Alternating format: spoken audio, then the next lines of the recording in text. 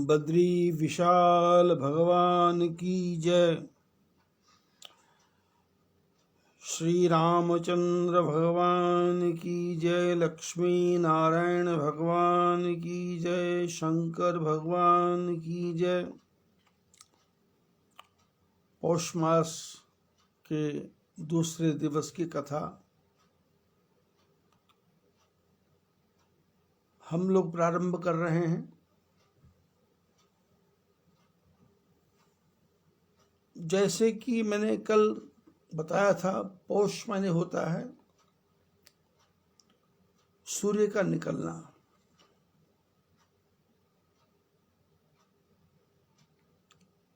पिछले लगभग 6 महीने से सूर्य दक्षिणायन में है और इस वर्ष थोड़े से योग और भी खराब हैं। 118 वर्ष पहले ये योग बना था कि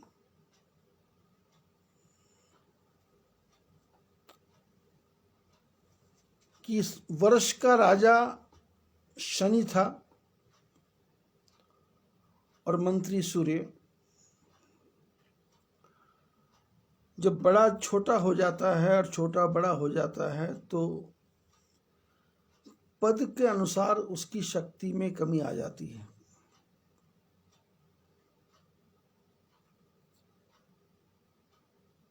और ये जो पोष का महीना है इसको मल मास भी कहते हैं, खर मास भी कहते हैं।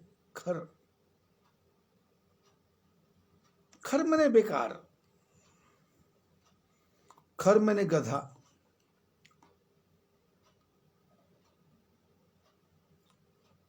लेकिन इस महीने की विशेषता क्या है कि इसका जो नक्षत्र है वो पुष्य नक्षत्र है। और पुष्य नक्षत्र में होने के कारण इस महीने में यज्ञोपवीत, गृह प्रवेश, मंदिर निर्माण, यज्ञ इत्यादि जो धार्मिक कार्य हैं उनका वर्जन है। इसी महीने में पुत्रदा एकादशी भी आएगी। ऐसा शास्त्रों में वर्णन है कि जिनके परिवार में सुपुत्र की प्राप्ति नहीं होती वो इस व्रत को यदि करते हैं तो उनके घर में पुत्र की प्राप्ति होती है। ऐसी मान्यता है। पुष्य नक्षत्र होने के कारण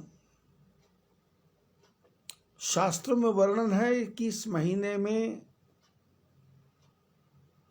राम कथा और कृष्ण कथा दोनों कथाओं का ही विशेष रूप से श्रवण करने से जीवन में आनंद की प्राप्ति होती है। पुष्य नक्षत्र हमारे शास्त्रों में सर्वश्रेष्ठ माना जाता है। लेकिन खर मास होने के कारण पुष्य नक्षत्र का प्रभाव ज्यादा दिखाई देता नहीं है। और शास्त्रों में ये भी वर्णन है कि इस महीने में यदि किसी मनुष्य की प्राणों का अंत हो जाए, इस महीने में यदि किसी प्राणी का मरण हो जाए तो उसके लिए नरक के द्वार सदैव खुले रहते हैं। उसका नरकवास ही होता है, उसका स्वर्गवास कदापि नहीं हो सकता। महाभारत में कथा है, अर्जुन ने भीष्म पितामह को बाणों से छेद दिया था। बाणों की शैया पर भीष्म पितामह पड़े थे। शरीर में अति कष्ट था। बड़े बड़े ऋषि मुनि महात्माओं संतों ने आकर के और अर्जुन ने, कृष्ण भगवान ने, सबने कहा भीष्म पितामह से कि आप अपनी देह का त्याग कर दें। भीष्म पितामह ने कहा कि ये खर मास है, इस खर मास में, मल मास में यदि मैं अपने प्राणों का त्याग करूंगा तो मेरे प्राण निकल तो जाएंगे पर मैं नरक में चला जाऊंगा, और मैं नरक में नहीं जाना चाहता। जब समय उचित आएगा और नक्षत्र ठीक होंगे तो मैं अपने प्राणों का त्याग करूंगा। इसको खरमास क्यों कहा जाता है? क्योंकि शास्त्रों में वर्णन है कि सूर्य के रथ में 7 घोड़े लगे हुए हैं जो रथ को 12 महीने चलाते हैं, और इस महीने में एक बार रथ के घोड़े प्यासे हो गए तो सूर्य भगवान एक झील के किनारे के पास से निकल रहे थे। घोड़ों को खुला छोड़ते हैं तो मुश्किल है क्योंकि रथ रुक जाएगा, तो उस समय 2 गधे वहां घूम रहे थे और रथ के घोड़ों की जगह 2 गधों को बांध करके रथ को चलाया गया। अब घोड़ों की गति तो तीव्र होती है, गधों की गति कम होती है, तो गति कम होने से सूर्य का प्रकाश, सूर्य का तेज कम हो गया। पिछले दिनों आपने सुना होगा कि जो कोरोना वायरस है इसने रूप बदल लिया है। रूप नहीं बदला, सूर्य का प्रकाश कम हो गया और उस कोरोना वायरस को शक्ति मिल गई, और शक्ति मिलने के कारण वो थोड़ा भयंकर हो गया। अगले महीने बसंत पंचमी आने वाली है, तब तक फिर सूर्य के वही 7 घोड़े आ जाएंगे और दिन बढ़ने लगेगा, रात छोटी होने लगेगी और ये खर मास समाप्त हो जाएगा, मल मास समाप्त हो जाएगा। जो तारा डूबा है वो तारा उदय हो जाएगा।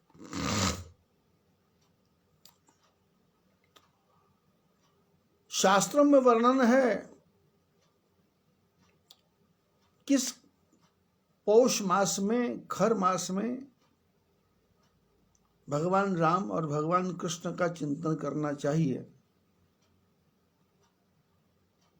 और हम तो पिछले 10 महीने से लगातार राम कथा को ही अनेकों प्रकार से सुन रहे हैं, समझ रहे हैं, विचार कर रहे हैं और आनंद ले रहे हैं। भक्ति के रस में डूबे हुए हैं और परम पिता परमात्मा के आशीर्वाद से जो लोग भी, अब मैं ये तो नहीं कहूंगा कि मेरे द्वारा की हुई कथा को जो श्रवण कर रहे हैं, लेकिन ऐसी मेरे पास रिपोर्ट है, ऐसा लोगों के पास फोन के माध्यम से चर्चा आती है कि जो लोग भी मेरे द्वारा की हुई कथा का श्रवण कर रहे हैं उनके परिवारों में कोरोना का प्रकोप नहीं है। यदि गलती से आ भी गया तो उनका फोन आता है तो मैं उनको विधि बताता हूं, ऐसा कर लो, तो उसके यहाँ से कोरोना टल जाता है, मृत्यु टल जाती है और भगवान की कृपा से घर में एक आनंद का वातावरण होता है।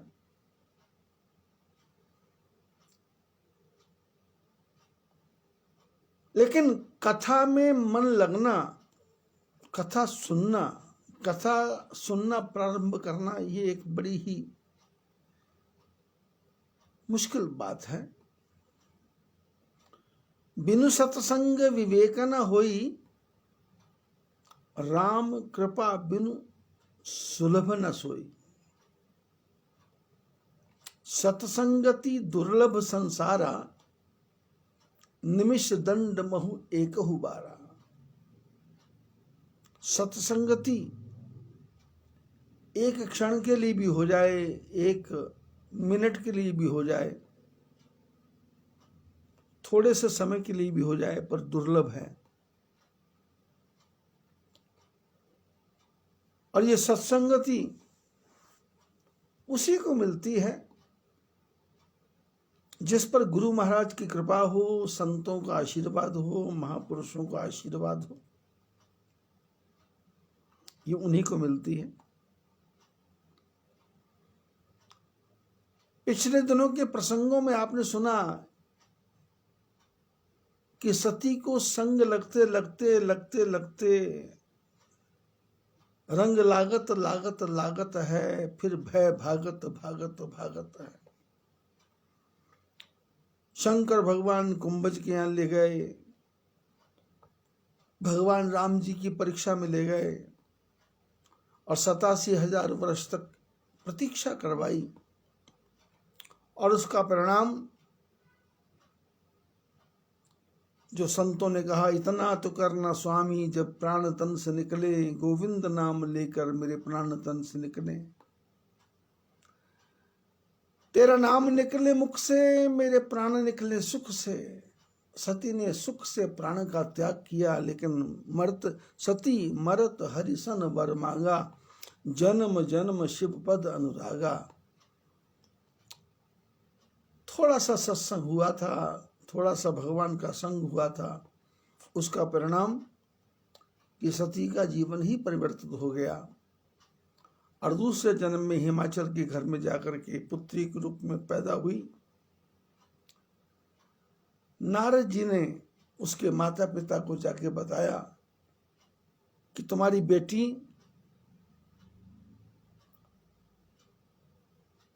सारे गुणों से संपन्न है, लेकिन 2-4 अवगुण इसके पति में हैं।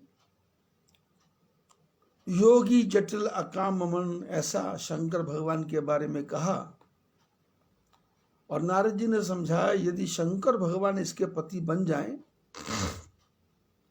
तो सारे दुर्गुण सद्गुण में बदल जाएंगे। तो उसके लिए क्या करना पड़ेगा? तपस्या करनी पड़ेगी, क्योंकि तपबल रचई प्रपंच विधाता,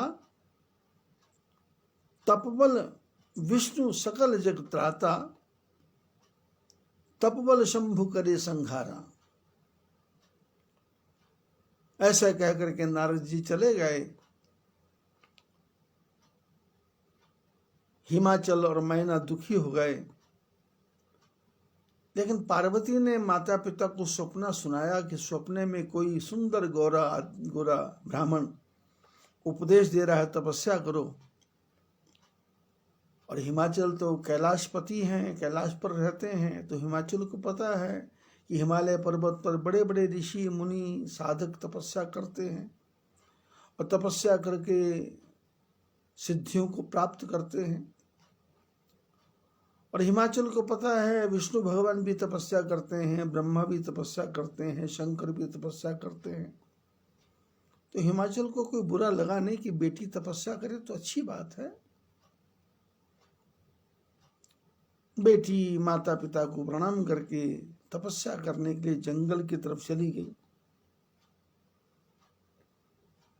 और तपस्या भी कैसी? उर्धरी उमा प्राणपति चरना,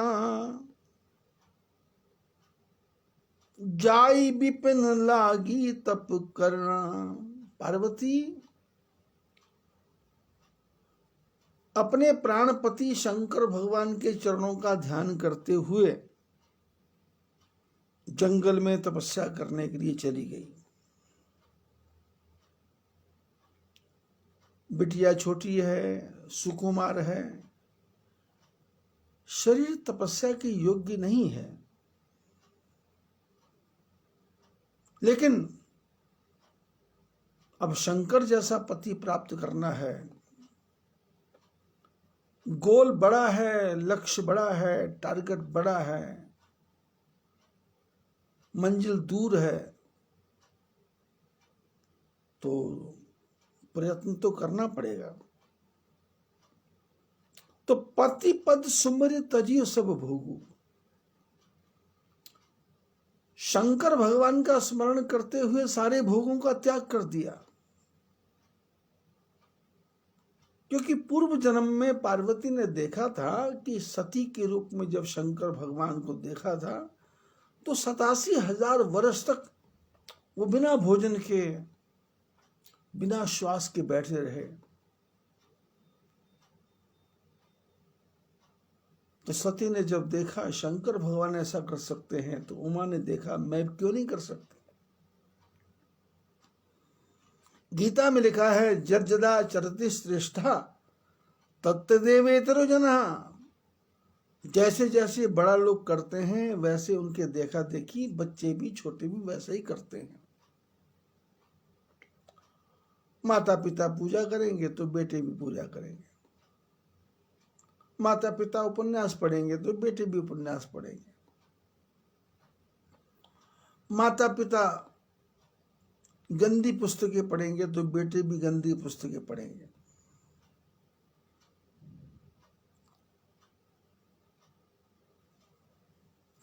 और पार्वती तपस्या करते करते थकती नहीं है। नित नव चरण उपज अनुरागा, बिसरी देह तपहि मन लागा। तपस्या करते समय मन में नित्य नया उत्साह पैदा हो रहा है,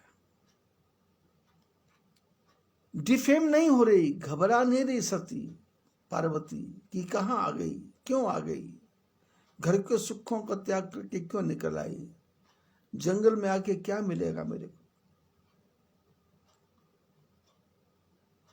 और ऐसी तपस्या करने लगी कि बिसरी देह, अपने शरीर को ही भूल गई।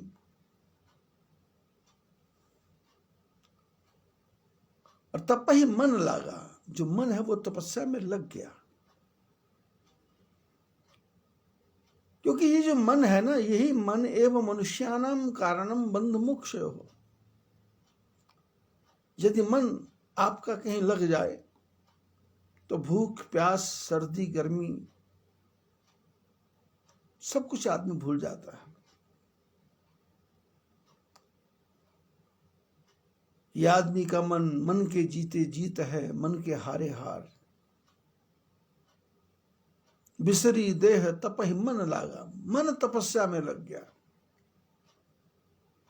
मन भगवान में लग जाए, मन मंत्र में लग जाए, मन गुरु मंत्र में लग जाए तो ध्यान लगाना नहीं पड़ता, फिर तो ध्यान स्वयं ही लगता है। आप गुरु मंत्र का जप मन से शुरू करेंगे, आपके हृदय में, आपके शरीर में अनेकों प्रकार की तरंगें पैदा होंगी।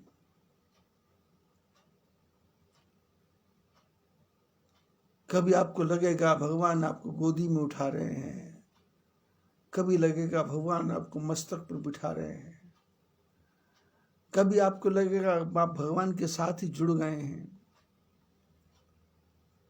आपको भूख नहीं लगेगी, आपको प्यास नहीं लगेगी, आपका बैठे रहने का मन करेगा, आंखें बंद हो जाएंगी और शरीर का स्पंदन बंद हो जाएगा, शरीर का हिलना बंद हो जाएगा, स्थिर हो जाएगा, स्थिर चित्त हो जाएगा। जब स्थिर चित्त हो जाएगा तो मंत्र मन को तर करने लग जाएगा, भिगोने लग जाएगा। और हमारे जीवन में ये मन ही है, यदि ये मन तर हो जाए, मन शांत हो जाए, मन में तरावट आ जाए, मन तरोताजा हो जाए, तो फिर संसार के दुख तो है ही नहीं। कौन पत्नी, कौन पति, कौन पुत्र, कौन भाई, कौन मित्र। फिर उस समय तो एक तू ही तू रहे, न मेरी आरज़ू रहे। मालिक तेरी रजा रहे और तू ही तू रहे, बाकी न मैं रहूं न मेरी आरज़ू रहे। ये आरज़ू क्या है? बेटा कमाएगा, सुख देगा, शादी करेगा, पौत्र हो जाएगा, पर पौत्र हो जाएगा, पौत्र के पौत्र के पौत्र के पौत्र के पौत्र हो जाएगा, पर मेरे को क्या मिलेगा? मैं मां हूं, दादी बन जाऊंगी, पर लेकिन दादी बनने से, परदादी बनने से मेरे को मिलेगा क्या? पौत्र की लैट्रिन साफ करो, पर पौत्र की लैट्रिन साफ करो, बच्चे को रात भर संभालो, दिन भर संभालो। बेटा रो रहा है, उसकी तरफ देखो, क्या हो रहा है, क्या कर रहा है, क्या खा रहा है। कभी बच्चे के पेट में दर्द हो रहा है। अभी हमारे एक शिष्य परिवार है, उनके अपोत्र की प्राप्ति हुई है, तो दादाजी का रोज ही फोन आता है, बेटा रोता रहता है, बेटा रोता रहता है, बेटा रोता रहता है। मैंने कहा भाई रोएगा ही, अब उनको तो नहीं कह सकता मैं कि रोएगा, पर मन में सोचता हूं कि रोएगा। क्यों?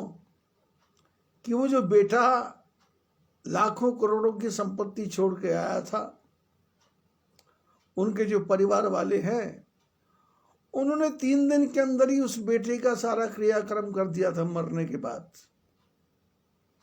बोले उठाला भी कर दो, छमाही भी कर दो, श्राद्ध भी कर दो, मासिक श्राद्ध भी कर दो, वार्षिक श्राद्ध भी कर दो। बोले क्यों? बोले परिवारों में शादियां होने वाली। ना ढंग से गरुड़ पुराण का पाठ किया, ना ढंग से गीता का पाठ किया, ना 13 दिन तक उस आत्मा के लिए भगवान से कोई प्रार्थना की, ना पीपल के पेड़ के नीचे जाकर के उस आत्मा के लिए कोई जल का दान किया, तर्पण किया, श्राद्ध किया। मासिक श्राद्ध आया तो वो तो 3 दिन में खत्म कर दिया था, इसलिए किसी ब्राह्मण को भोजन नहीं, कुछ नहीं।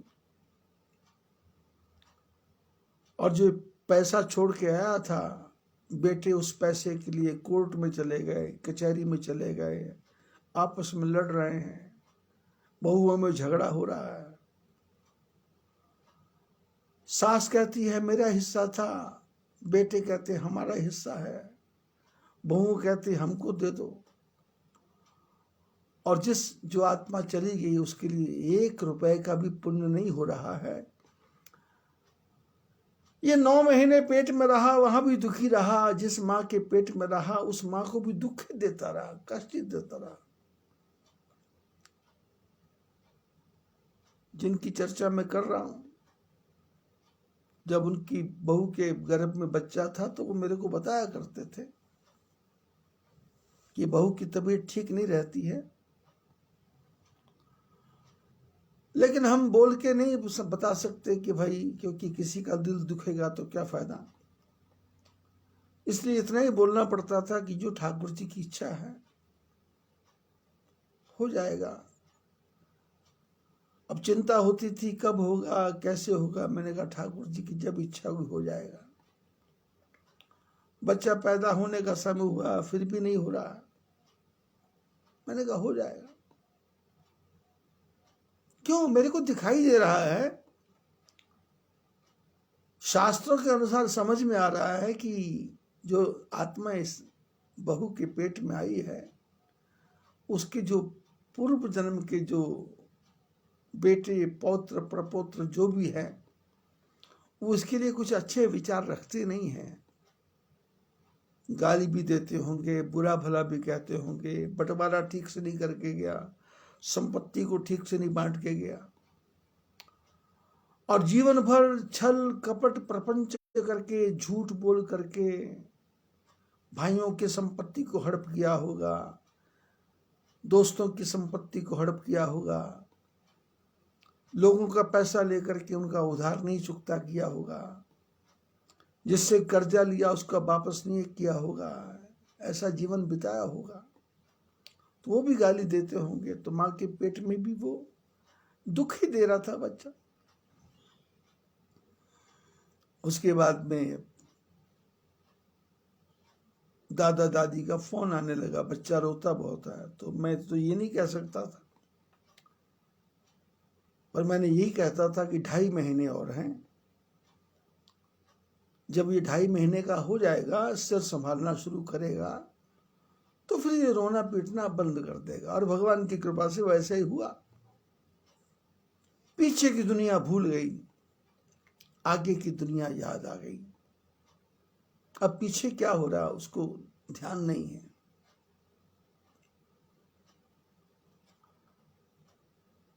शास्त्र कहते हैं कि आप 2 दिन स्नान नहीं करो, आपका शरीर खुजली करने लगता है। 3 टाइम पानी नहीं पियो, मुंह सूखने लगता है। 4 टाइम शौच नहीं जाओ, शरीर खराब होने लगता है। तो शरीर का जब ये हाल है, तो फिर आत्मा का भी तो कोई हाल होगा।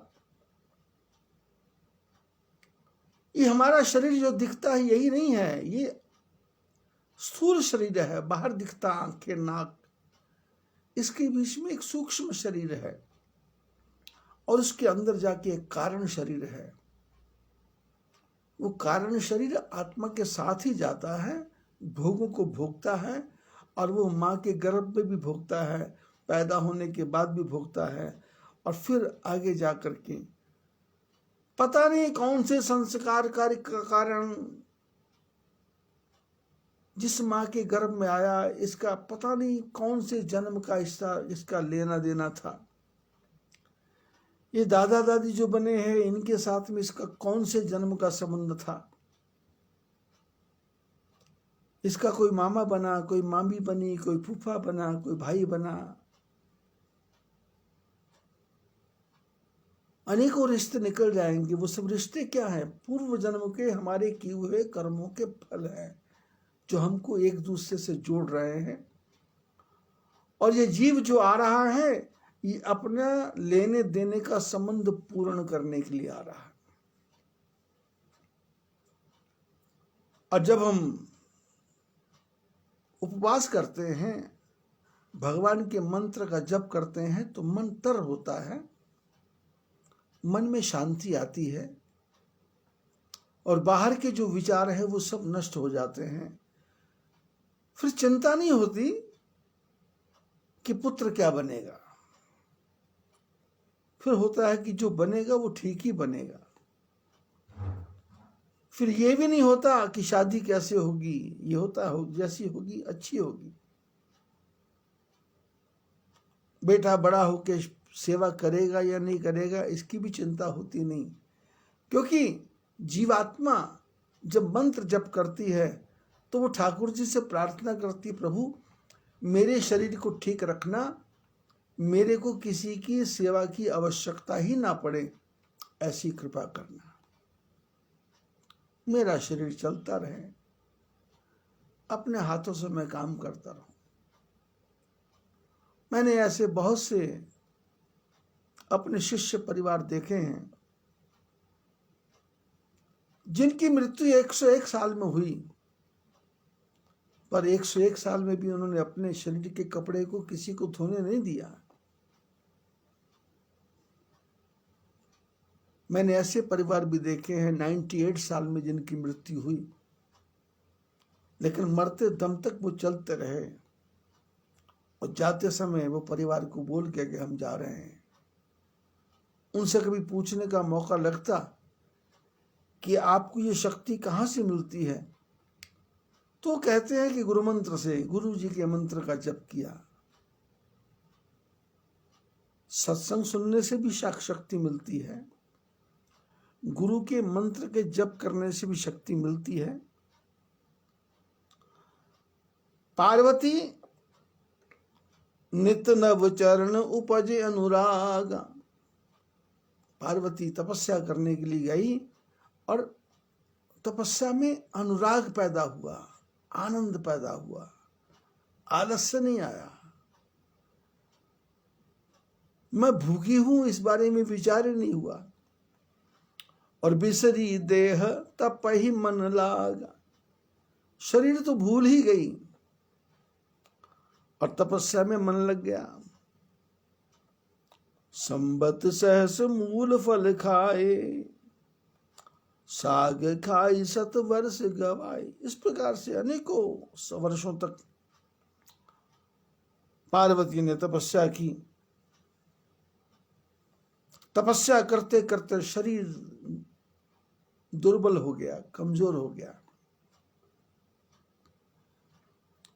क्योंकि शास्त्र कहते हैं अन्न में प्राण। यदि शरीर में अन्न जाएगा तो ही इसमें ताकत आती है। फल से इसमें ताकत नहीं आती, फल से रस बनता है। क्योंकि मेरे जीवन का अनुभव है, 19 वर्ष की उम्र में मैं बिहार की यात्रा पे था। तो शॉर्टकट से कहीं दूसरी जगह जाना था, तो लोगों से पूछ के रास्ता पूछा, तो लोगों ने कहा इस जंगल में से चले जाओ।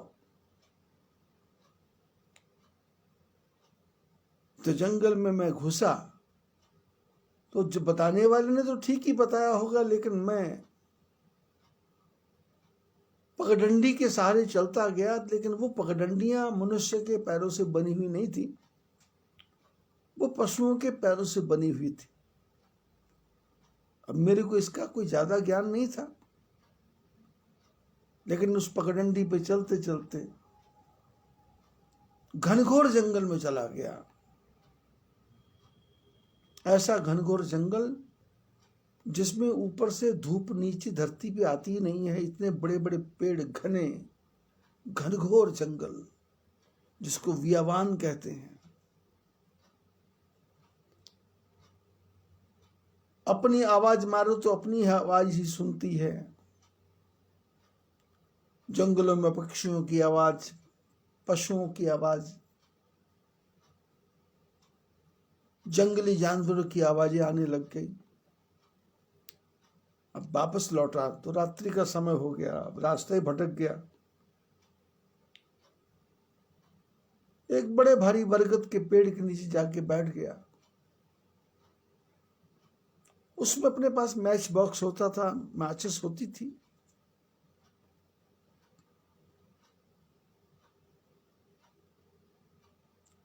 सूखे पत्तों को उठाया, लकड़ियों सूखियों को उठाया, आग जलाई।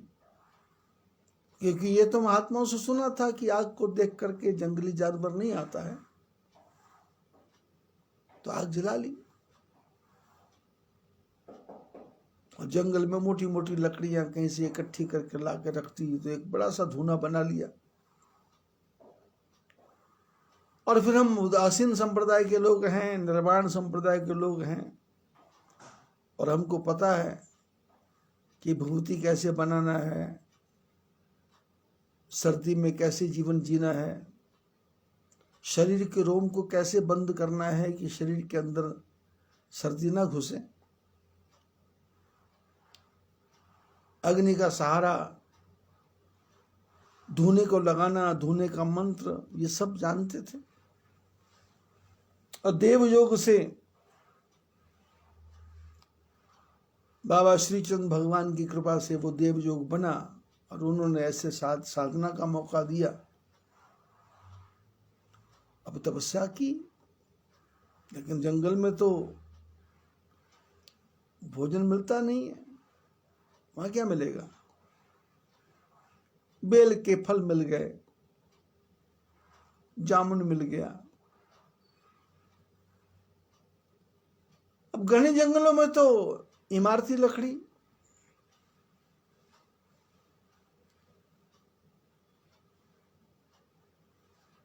पेड़ों पर जो छोटे छोटे फल लगते उसी को उठा उठा के खा लिया करते थे। और 5-6 महीने कैसे बीते कुछ पता चला नहीं। और उस वहां रहने से क्या हो गया, शरीर कमजोर हो गया, यानी सूक्ष्म हो गया, हल्का हो, कमजोर नहीं हुआ, हल्का हो गया, कमजोर नहीं हुआ, हल्का हो गया। और हल्का ऐसा कि यदि जंगल में हवा चले तो पेड़ को पकड़ के खड़ा होना पड़ता था कि कहीं उड़ न जाऊं।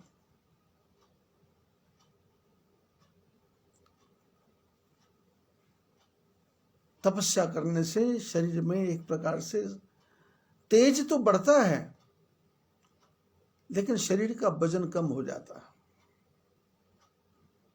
वही हालत मेरे साथ हुई जो हम कथा में कर रहे हैं। देखी उमहि तप खीन शरीरा, पार्वती का शरीर क्षीण हो गया।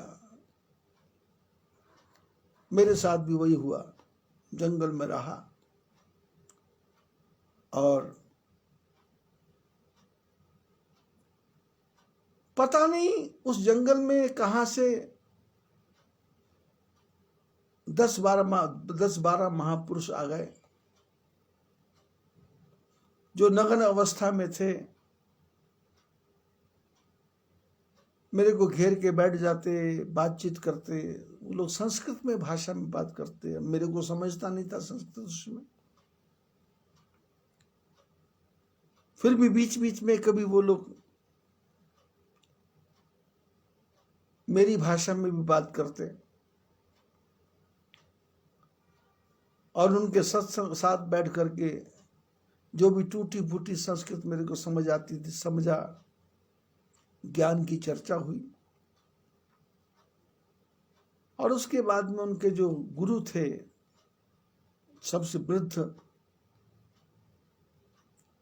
जिनकी आयु मेरे को लगता उस समय 100 से ऊपर होगी, और तपस्या करते करते उनकी पलकें इतनी झुकी हुई थी कि उनको दूसरे को देखने के लिए दोनों हाथों से आंखों की पलकों को ऊपर उठाना पड़ता था।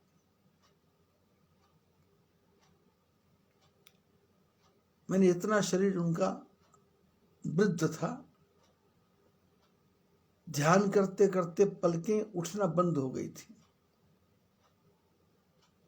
उनकी आज्ञा से उन्होंने मेरे को फिर वहां से निकाल करके बिहार शरीफ पहुंचाया।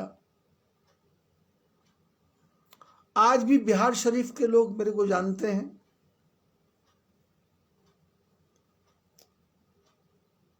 क्योंकि जो महापुरुष मेरे को छोड़ने के लिए आए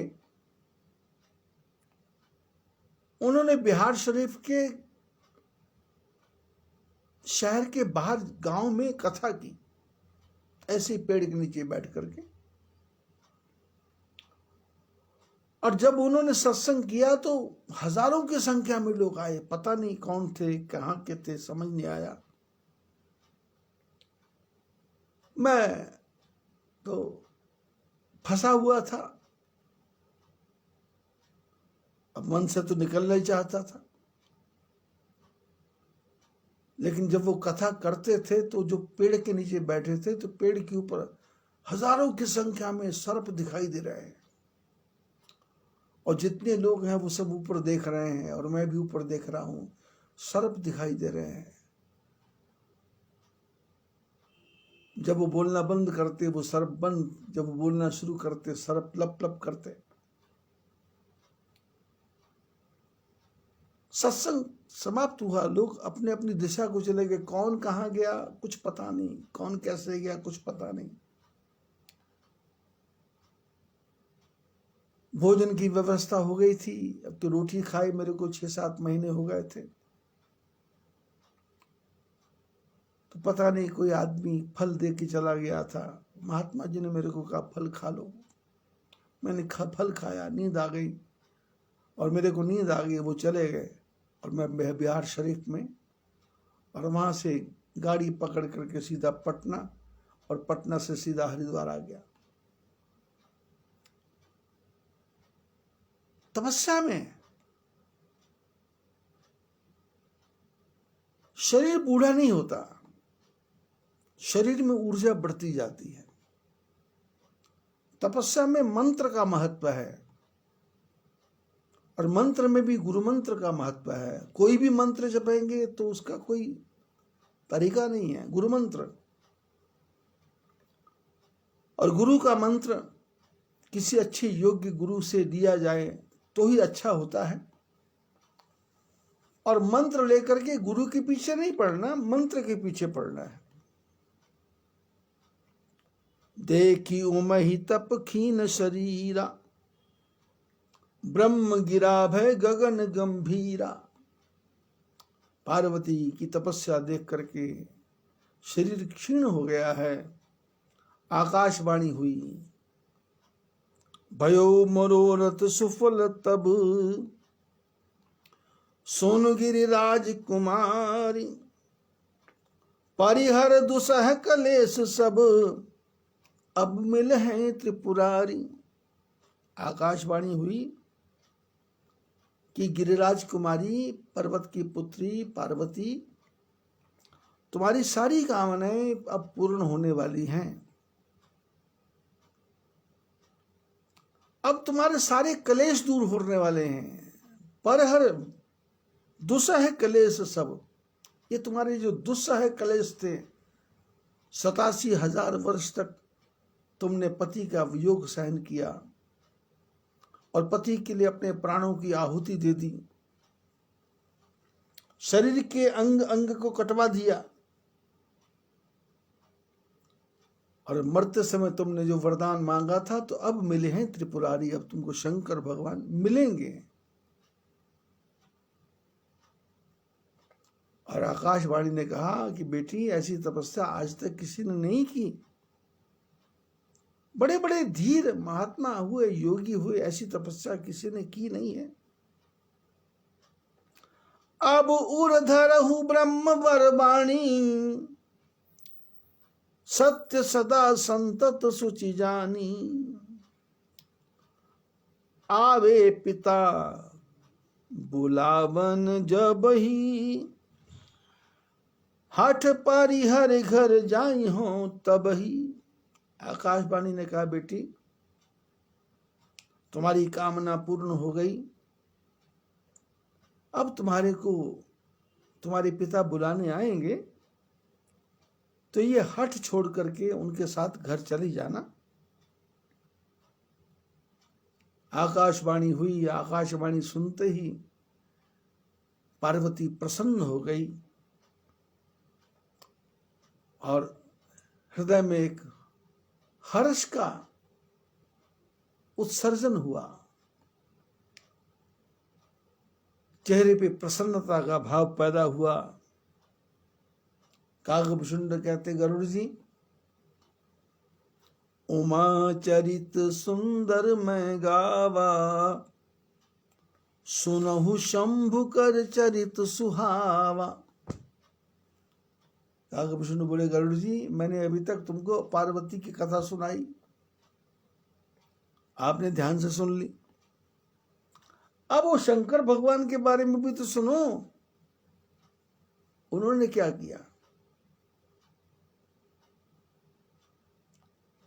जब से सती ने शरीर का त्याग किया था, सती के शरीर को लेकर के शंकर भगवान भाग रहे थे, पागलों की तरह जा रहे थे और मन में एक ही उमंग है, ठाकुर जी की उमंग, ठाकुर जी का नाम। कंधे पे शरीर पड़ा है, उसका कोई सुध नहीं है, बस शंकर चले जा रहे हैं। और सती के जीवन के बारे में सोच रहे हैं और जो कुछ होना था ठाकुर जी की इच्छा से हो गया, ये सोच करके शंकर भगवान परम प्रसन्न हैं। और विष्णु भगवान की कृपा से सती के शरीर के अंग अंग गिर गए और शंकर भगवान को कुछ पता चला नहीं है। शंकर भगवान हिमालय की गुफा में घूम रहे हैं और वहां जप ही सदा रघुनायक नामा, यह तह सुने ही राम गुणग्रामा। और वो करते क्या है? भगवान राम जी के गुणों का गान करते हैं, भगवान राम के नाम का जप करते हैं,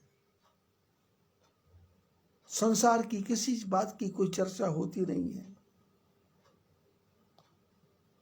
और यहां भी राम जी की चर्चा होती, वहीं बैठ जाते हैं, वहीं विराजमान हो जाते हैं। और कैसे है शंकर चिदानंद सुखधाम शिव, विगत मोह मद काम, विचरही महिधरी हृदय हरि, सकल लोक अभिराम। शंकर चिदानंद में समाये हुए हैं, अपने चित्त में आनंद को रखे, अपने चित्त में आनंद को रखे हुए हैं, और हृदय में सुख के धाम जो राम है वो विराजमान है। और शंकर कैसे हैं? विगत, चला गया है काम, क्रोध, लोभ, मोह, अहंकार जिनका, विगत मोह मद काम। कोई कामना नहीं है, कोई मोह नहीं है, कोई अहंकार नहीं है। और कैसे घूम रहे हैं? हृदय में नारायण को धारण करते हुए। कैसे हरि? बोले जी सकल लोक अभिराम, जो परमात्मा सारे संसार को सुख दे रहे हैं, ऐसे परमात्मा को शंकर भगवान अपने हृदय में बिठा के घूम रहे हैं।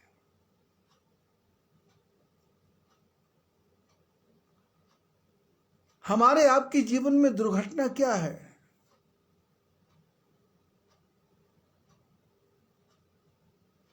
हम भगवान के भजन में बैठते हैं तो हमको पौत्र की आवाज आ जाती है।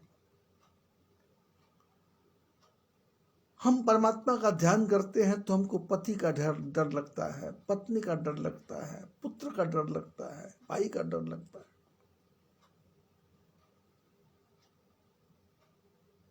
व्यवस्था बनाना है, काम करना है, ये बीमार ना हो जाए, वो बीमार ना हो जाए, ये ठीक हो गया, वो ठीक हो गया।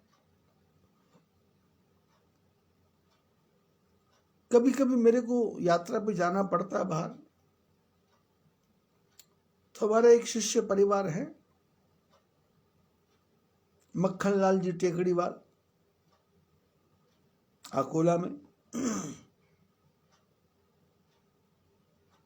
उनकी फर्म का नाम मक्खन लाल मदन लाल ऐसा कुछ है, नाम है शायद।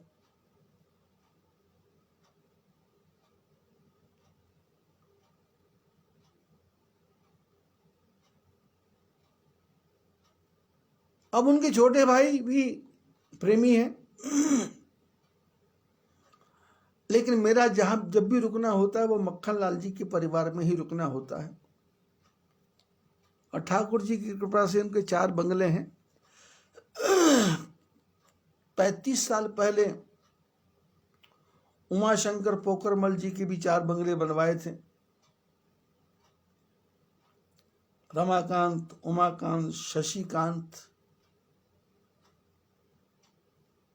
उमाकांत के बेटे शशिकांत, लक्ष्मीकांत, गोविंद, गोपाल, 4 बंगले बनवाए थे गोरक्षण रोड में। उसी गोरक्षण रोड के एक साइड में कीर्ति नगर में ये हमारा टेकड़ीवाल परिवार है। जब ये पहले देवरहा बाबा की चाल में रहा करते थे, 260 फुट की जगह में 260 फुट की जगह में 260 फुट की जगह में 26 आदमी रहा करते थे। अब 10,000 स्क्वायर फीट में 4 बंगले हैं। हालांकि हर एक बंगले में मेरे लिए रहने के लिए अलग से कमरा है, पर मेरा रहना ज्यादा मक्खन लाल जी के परिवार में होता है। लेकिन पिछले 7 साल से क्या, जब मैं वहां कथा करने जाता हूं तो उनका आग्रह रहता है सत्संग करो, तो मैं सत्संग करता हूं, राम कथा। लेकिन होता क्या है कि जब भी वहां कथा करता हूं तो उनके परिवार में किसी न किसी के मरने का समाचार आने लगता है कि मरने वाला है, मरने वाला, मरने वाला। अब कथा करते करते मन में दुख दुखी लगी रहती है कि भाई ये मर गया तो कथा बीच में। तो ठाकुर जी से प्रार्थना करते हैं कि भाई कथा पूर्ण हो जाए, उसके बाद में प्राण निकाल लेना। और होता भी यही है कि जब तक कथा चलती है तब तक मृत्यु नहीं आती, जब कथा पूर्ण हो जाती है उसके बाद में कभी कभी तो सूचना आती है कि मर गया, लेकिन बाद में पता लगता नहीं मरा, तो कथा पूर्ण हो जाती है। तो पिछले वर्ष मैं उस कमल को बोल के आ गया था, मक्खन लाल जी को बोल के आ गया था कि अब मैं नहीं आऊंगा यहाँ,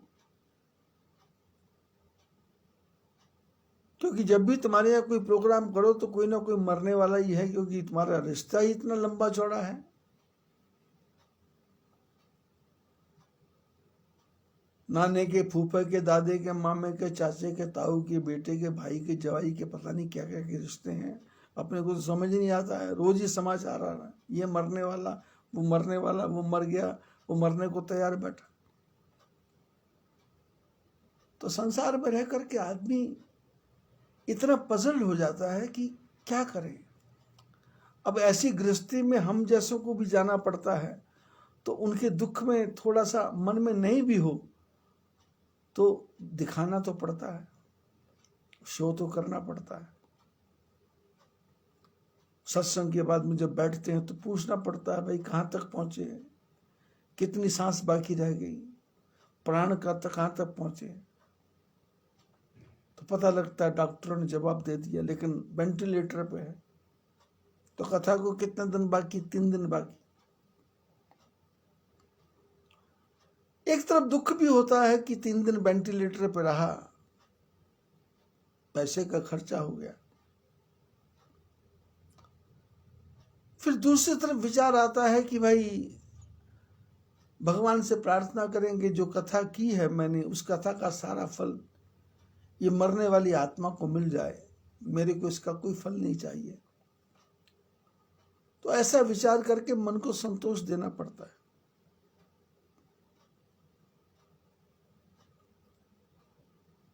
लेकिन जब परमात्मा हृदय में बैठ जाते हैं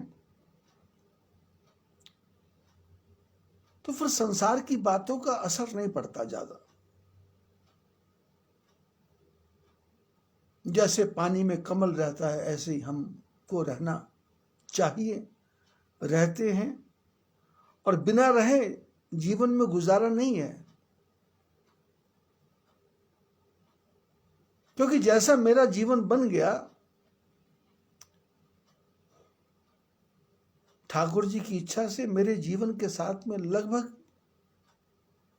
1 लाख परिवार जुड़ा हुआ है। वैसे तो संभाव आश्रम मायापुर में जो बनाया है, तो पिछले 30 साल में 35 लाख आदमी इस आश्रम में आकर के चले गए।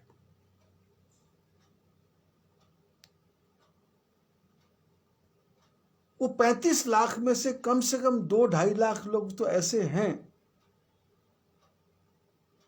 कभी भी बद्रीनाथ की चर्चा करेंगे तो वो इस मेरे आश्रम की चर्चा जरूर करेंगे, वो भूल नहीं पाएंगे। रात्रि का सत्संग, रात्रि का भोजन, मीठे मीठे प्रवचन, मीठी मीठी भजन और सुंदर भोजन, रात्रि का फुल विश्राम, खुली जगह। यात्री भूल नहीं पाएगा। वैसे तो 35 लाख आदमी नहीं भूल पाएंगे, लेकिन मैं अपने को अनुमान कम लगाता हूं, 2-2.5 लाख आदमी तो ऐसे हैं। और उसमें से भी 1 लाख आदमी तो मेरा पिछले 30 साल मैंने सत्संग किया, पूरे भारत में घूम घूम के। 30 साल तो नहीं कहना चाहिए, 20 साल किया। 1977 से लेकर के 90 तक 23 साल तक मैंने धर्म का प्रचार किया। पहली कथा मैंने की अशोका थिएटर में, सिनेमा हॉल में, हरिद्वार में अशोका थिएटर सिनेमा हॉल। आप कहेंगे थिएटर में तो फिल्म चलती है। बोले नहीं, अशोका थिएटर नया था, बॉम्बे के हमारे सेठ श्रीचंद जी हिंदुजा, लक्ष्मी चंद जी हिंदुजा, जिनके अशोका लेलैंड के ट्रक बनते हैं, उनका थिएटर है हरिद्वार में, अशोका थिएटर। तो उनकी इच्छा थी कि भाई महात्मा आए सत्संग करें। तो मैंने तो अपने गुरु महाराज से 16 साल की उम्र में ही सत्संग करना सीख लिया था, 17 साल की उम्र में सत्संग करना सीख लिया था, स्टेज पे बैठना सीख लिया था। लेकिन बीच में पढ़ाई लिखाई और घूमने फिरने की वजह से वो सब भूल भाल गया था। लेकिन पहली कथा उन्होंने कहा कि सत्संग सुना दो। जन्माष्टमी का समय था, थिएटर में पूजा रखी, एक समय का उन्होंने शो रद्द कर दिया था, 9 से 12 का जन्माष्टमी मनाएंगे। तो मेरे साथ 15-16 महात्मा और भी गए थे, तो मैं भी गया था। मेरे से बड़े बड़े महात्मा थे, वृद्ध महात्मा थे। लेकिन ठाकुर जी की कृपा से मैंने वही प्रसंग सुनाया जो आप लोगों को बड़ा अच्छा लगता है, वो अर्जुन वाला संबंध। तब कन्हैया ने दिया कुछ हौसला, कल जो आएगा तो होगा फैसला। तब पितामह ने दिया कुछ हौसला, कल जो आएगा तो होगा फैसला। एक पांडव कल को मारा जाएगा, आज का बदला उतारा जाएगा। और भीष्म पितामह कैसे, भीष्म पितामह द्रौपदी को आशीर्वाद देते हैं। जब मैंने वो प्रसंग लयबद्ध ढंग से सुनाया तो सब लोग सुनकर के भाव विभोर हो गए। वो मेरा पहला सत्संग था 1975 में। फिर 1977 से फिर कश्मीर की यात्रा शुरू की, पंजाब की यात्रा शुरू की, सत्संग किया, आनंद आया।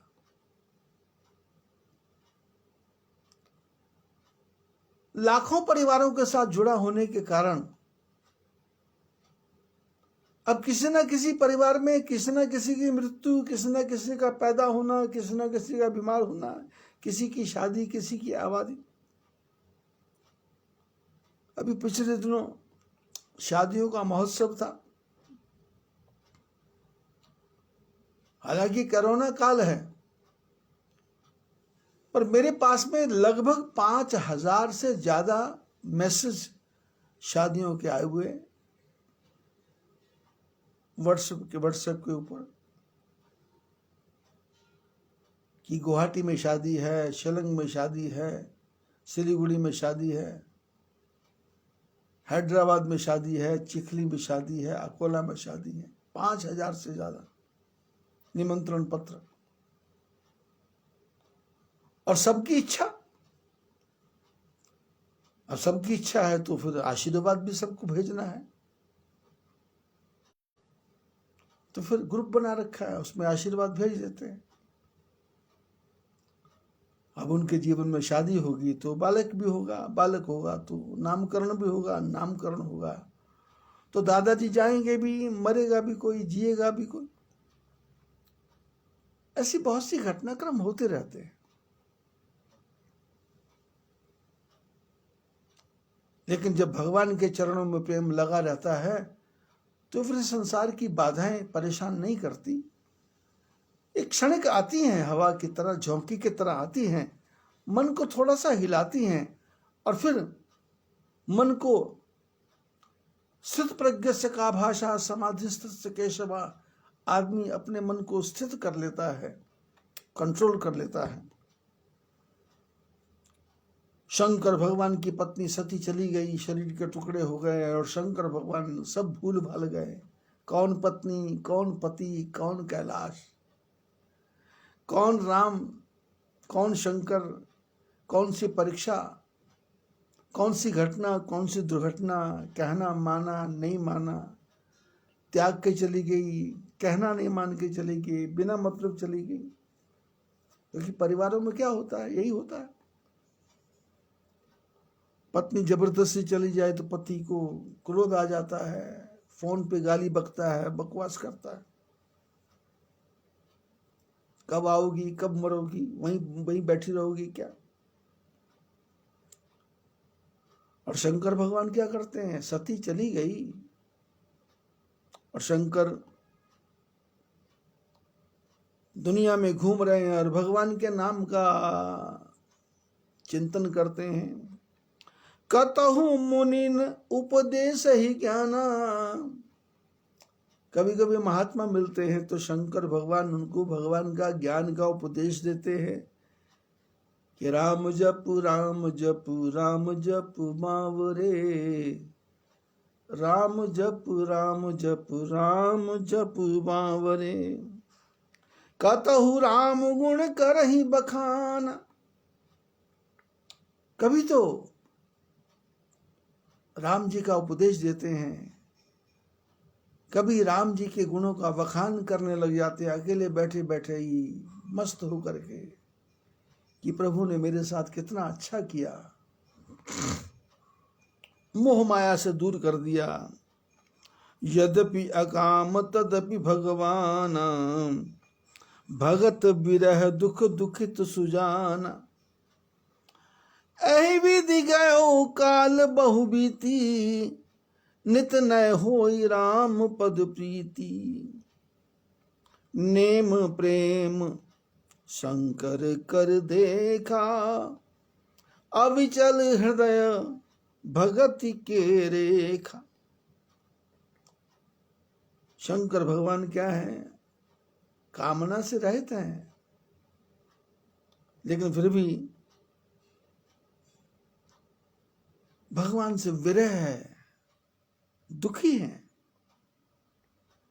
ऐसे बहुत काल बीत गया और भगवान की भक्ति करते करते भगवान के चरणों में प्रेम बढ़ता गया, बढ़ता गया, बढ़ता गया, बढ़ता गया।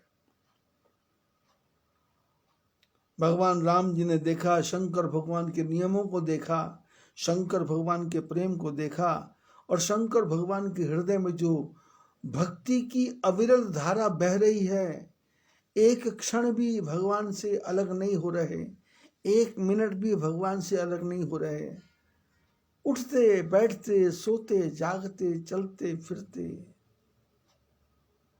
राम नाम विसार बंदे, राम नाम विसार बंदे, राम नाम विसार बंदे, राम नाम विसार बंदे। भोले राही चलते जाना, इस जीवन का क्या है ठिकाना। भोले राही चलते जाना, इस जीवन का क्या है ठिकाना। जीवन के दिन चार बंदे, राम नाम विसार बंदे, राम नाम विसार बंदे, राम नाम विसार बंदे। श्री राम जय जय राम, श्री राम जय जय राम, श्री राम जय जय राम, श्री राम जय जय राम। राम नाम विसार बंदे, राम नाम विसार बंदे। गोविंद जय जय गोपाल जय जय, गोविंद जय जय गोपाल जय जय।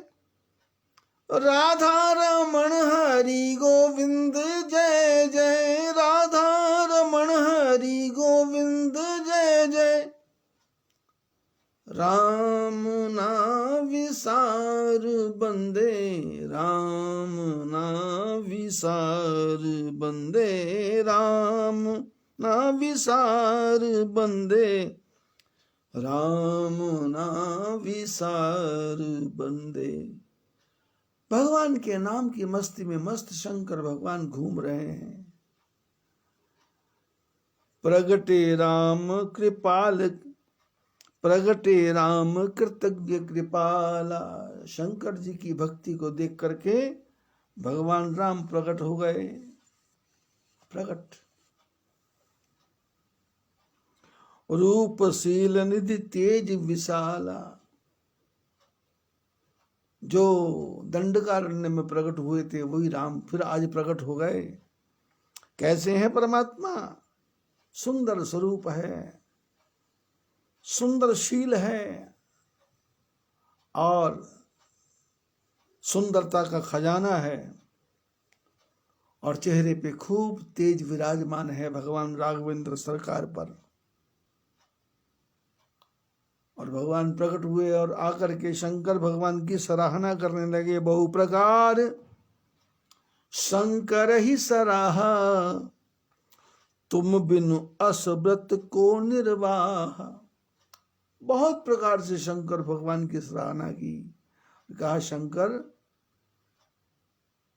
पत्नी को कोई त्याग सकता नहीं।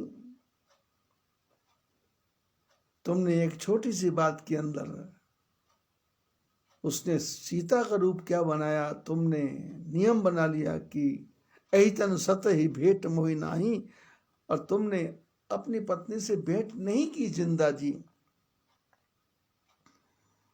मरने के बाद में तुमने उसके मुर्दा शरीर को उठाया तो फिर मेरे को अच्छा लगा नहीं, मैंने उसको छिन्न भिन्न कर दिया, समाप्त कर दिया।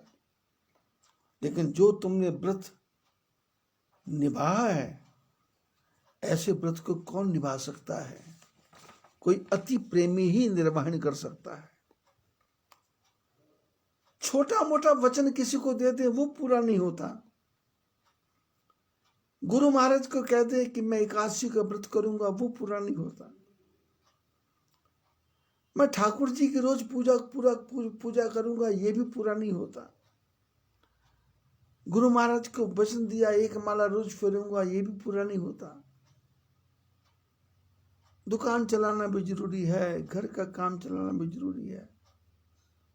मन भटका रहता है, मन फंसा रहता है। बहुविधि राम शिव ही समुझावा, पार्वती कर जन्म सुनावा। राम जी ने शंकर भगवान को समझाया कि अरे शंकर जी ने कहा प्रभु बोलो। बोले वो सती का क्या हाल चाल है? शंकर जी ने कहा कौन सी सती? बोले जिसके पीछे तुमने ये सब बना दिया हिसाब किताब। शंकर जी ने कहा मेरे को पता नहीं है। तो भगवान बोले कि उस सती का जन्म हो गया है,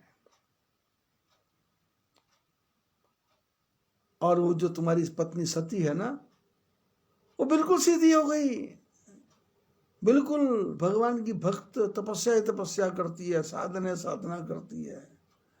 खाना पीना बंद है, जैसे तुम तपस्या करते थे वैसी करती है, जैसे तुम रहते थे वैसे रहती है, और हमेशा तुम्हारे नाम का जप करती है। अति पुनीत गिरिजा के करणी, विस्तर सहित कृपा निधि वर्णी। पार्वती के बारे में विस्तार के साथ राम भगवान ने चर्चा की। ऐसे यज्ञ की अग्नि में ऐसा हुआ, वहाँ ये हुआ, और उसके बाद में 52 शक्ति पीठों की स्थापना की। फिर वो पैदा हुई हिमाचल के घर में। फिर नारद जी ने जाके समझाया। फिर उसके बाद में वो तपस्या करने चली गई, तपस्या पूर्ण हो गई तो वो पैदा हो गई है। तो शंकर जी ने कहा प्रभु अब क्या आज्ञा है? तो भगवान राम बोले अब बिनती मम सुनहु शिव, जो मो पर निज नेहु, जाई विवाहु शैल जही, यह मोहि मांगे देहु। राम भगवान ने कहा मैं प्रार्थना करने आया हूं। शंकर भगवान ने कहा प्रार्थना की क्या आवश्यकता है प्रभु, आज्ञा करो। बोलना आप मेरे को क्या मानते हो? बोले मैं भगवान मानता हूं। बोले भगवान मानता हूं तो आज्ञा है। आज्ञा ये है कि सती पार्वती बन गई, उससे शादी करो। यदि मित्र मानते हो तो विनती कर रहा हूं कि सती से शादी करो, पार्वती से शादी करो। जाई विवाह हो शैल जही, यह मोहि मांगे, ये मैं मांग रहा हूं। यदि मेरे को दोस्त समझते हो तो मेरे मांगने पे दो,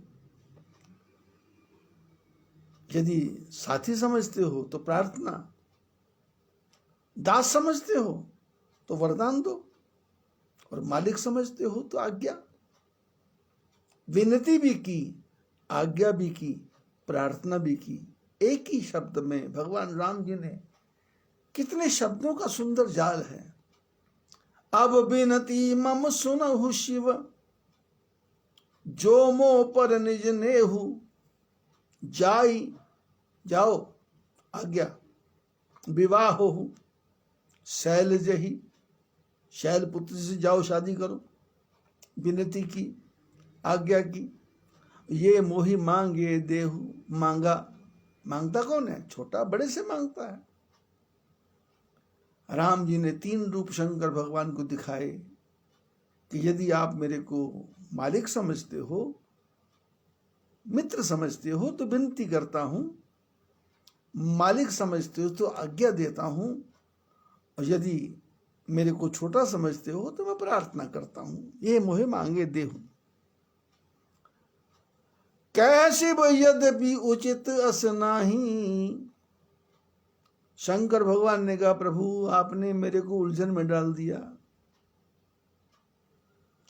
आपने तो मेरे को बंधन में डाल दिया, चारों तरफ से घेराबंदी कर दी, आज्ञा भी दे दी, प्रार्थना भी कर दी, और मांग भी लिया। कैसी वो यद्यपि उचित अस नाही। बोले जब यद्यपि ये उचित नहीं है क्योंकि मैंने त्याग कर दिया था, लेकिन नाथ वचन पुनि मेटी न जाही। पर आपने आज्ञा की है तो मैं इसको कैसे मिटा सकता हूं। सिर धरि आयस करिय तुम्हारा, परम धर्म यह नाथ हमारा। मातु पिता गुरु प्रभु के बानी, विनहि विचार करिय शुभ जानी। तुम सब भांति परम हितकारी, आज्ञा सिर पर नाथ तुम्हारी। प्रभु तोषयो सुनि शंकर वचना, भगति विवेक धर्म युत रचना।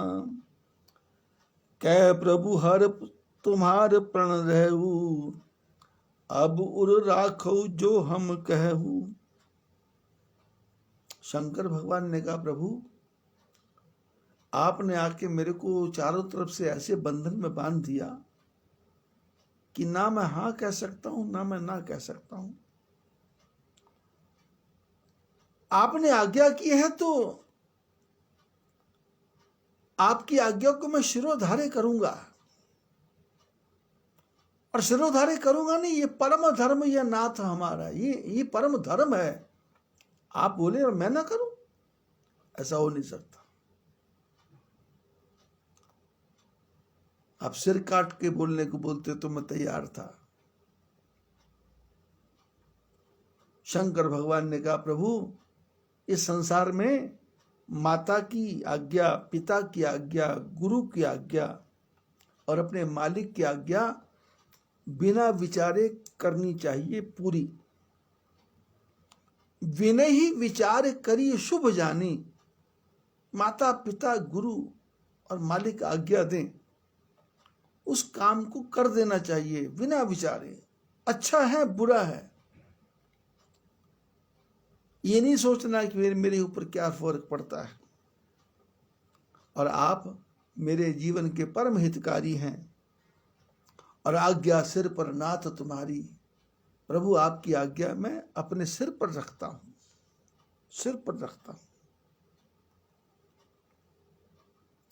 शंकर भगवान ने ऐसी मीठी भाषा बोली कि सुनकर के भगवान राम बहुत प्रसन्न हुए, बहुत प्रसन्न हुए। क्यों? भाषा ऐसी बोली, भगति विवेक धर्म युत रचना। शंकर जी ने इतने प्यार से राम जी से प्रार्थना की थी कि जिसमें भक्ति भी है, विवेक भी है, धर्म भी है। प्रभु तोषियो सुनि शंकर वचना। जीवन में यदि किसी से बात करना हो तो इस ढंग से बात किया जाए कि सामने वाले के मन को संतुष्टि हो।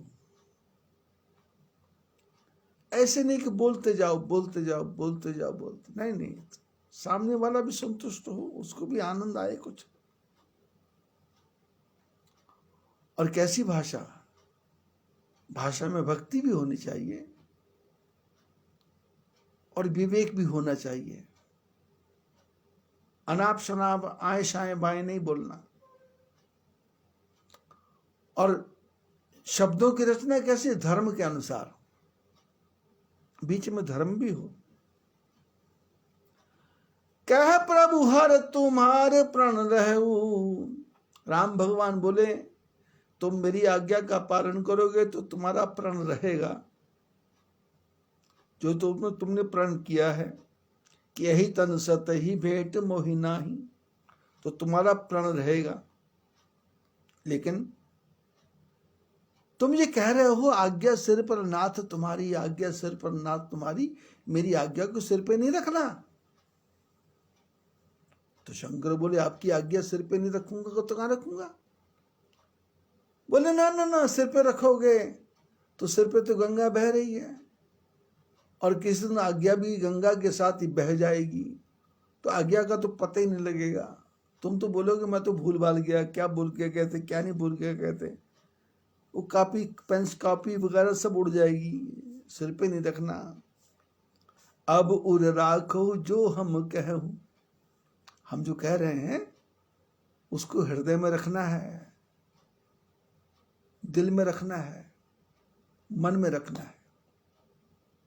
बस भक्ति का सूत्र यही है कि गुरु के मंत्र को, गुरु के शब्द को, गुरु के विचार को, सत्संग को, भजन को, कीर्तन को हृदय के अंदर रखना है और संसार के सारे कामों को करना है। प्राण जावे मगर नाम भूलो नहीं, दुख में तड़पो नहीं, सुख में फूलो नहीं, नाम धन का खजाना बढ़ाते चलो, कृष्ण गोविंद गोपाल गाते चलो। ये खर मास है।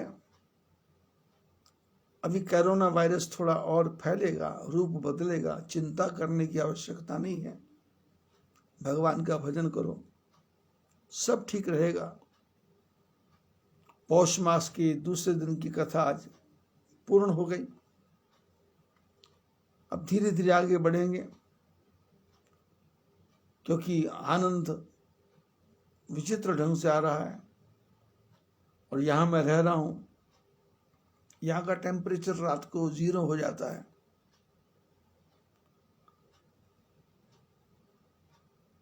प्रातःकाल 3 साढ़े 3 बजे उठ जाते हैं।